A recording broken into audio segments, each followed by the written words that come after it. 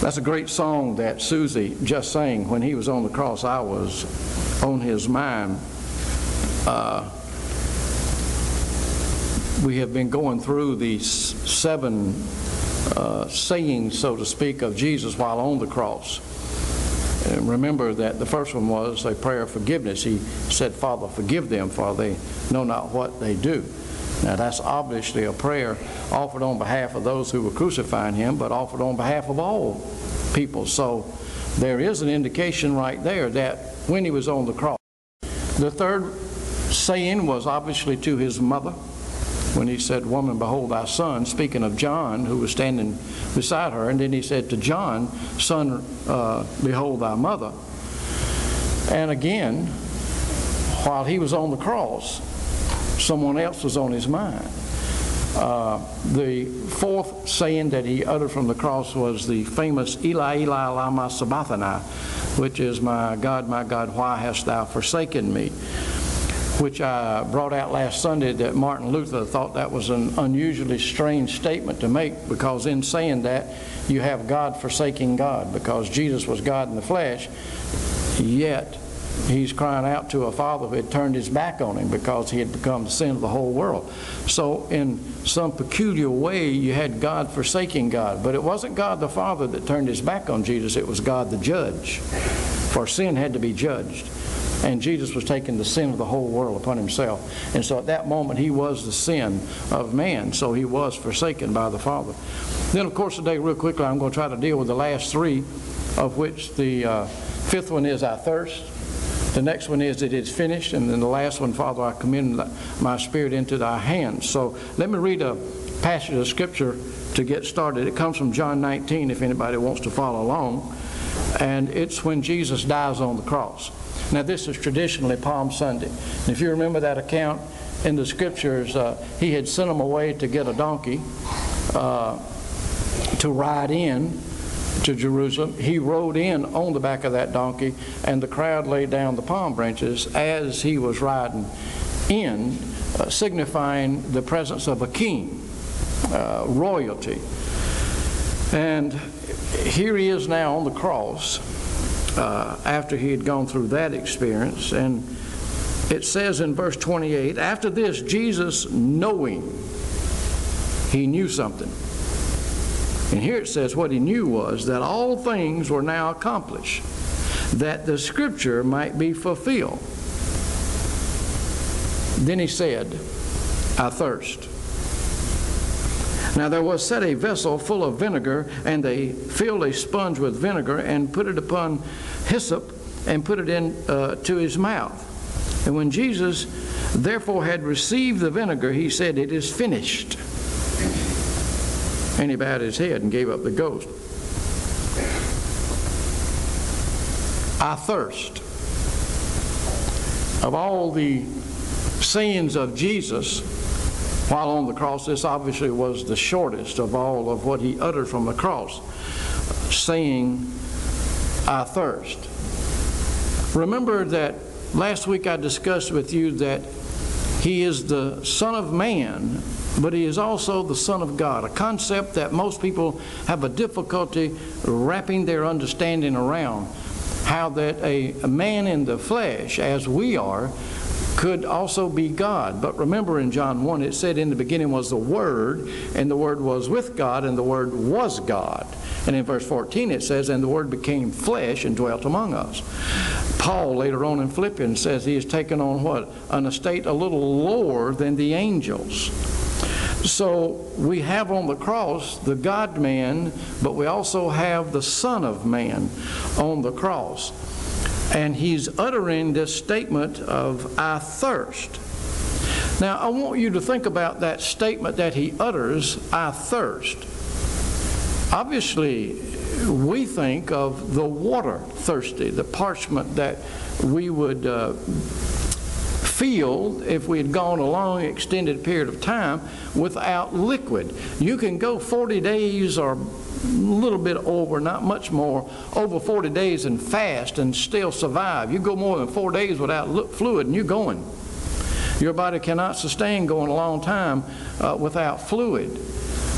So when we hear the words from Christ from the cross, I thirst, our first thoughts obviously go to the water aspect of, and that's what they apparently thought, because it says that they dipped that thing in vinegar and hyssop and offered it to him. Now, if you were real thirsty and parched to death, does that sound like a liquid that would satisfy your thirst? Vinegar with hyssop?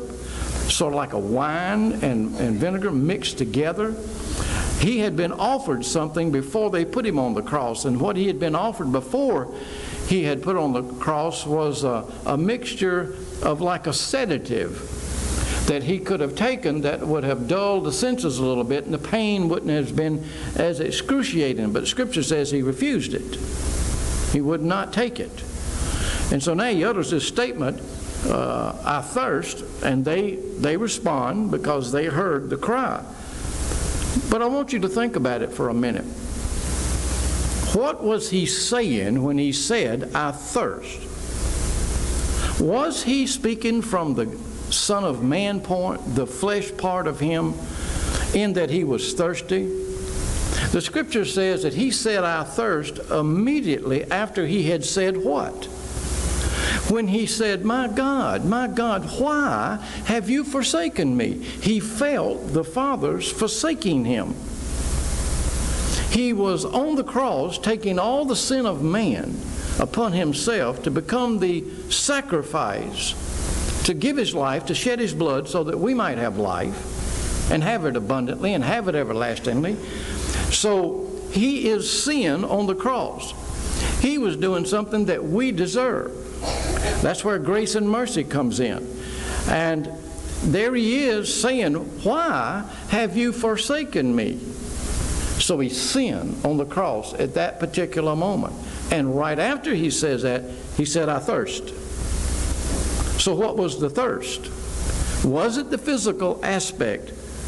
Or do you think maybe it was a spiritual aspect of thirst? For at that moment, he was sin. And when sin abounds like that in an individual, there's no mercy and grace. And being in that state, he is thirsting spiritually for the things of God. He's lost, he's undone, without hope unless Christ enters into the picture. I believe that somehow or another, when he said, I thirst, he was feeling the man part of what it was like to be a sinner with no hope. And he thirsted for the spirituality. He thirsted to be back in the arms of the loving Father. And he said, I thirst. I'm not saying that it wasn't a physical request that he wanted water. I'm just saying that I find it very unusual that he said, I thirst, immediately after he said, my God, why have you forsaken me? Remember, at that instant, he was hanging between heaven and earth had rejected him. He came unto his own, and his own received him not. And he's hanging in front of heaven where the Father has turned his back on him. So he's on a cross in excruciating pain between two existences, one rejection and one betrayal, one forsaking him. We talked about that one. Have you ever been forsaken? Have you ever felt betrayed? Have you ever been in that position, and how did you feel in that condition? So what we see is when he said, I thirst, it is a cry as a man would cry, obviously, if he were in that condition. Let me read for you a passage out of John 7. In the last day, that great day of the feast, Jesus stood, John's the book from which is saying this, Jesus stood and cried, saying, if any man thirst, let him come unto me and drink. Now he's on the cross and he says, I thirst. But he had said to the crowd, as he was teaching in his ministry, he said, if any man thirst, let him come to me and drink. He that believeth on me, as the Scripture has said, out of his belly shall flow rivers of living water. That's why somehow or another I believe that when he said I thirst, it was more than just the physical aspect, because he says this statement here, if any man thirst, if you thirst, come to me. I can quench your thirst.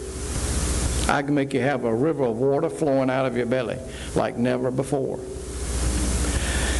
In Acts, the 17th chapter,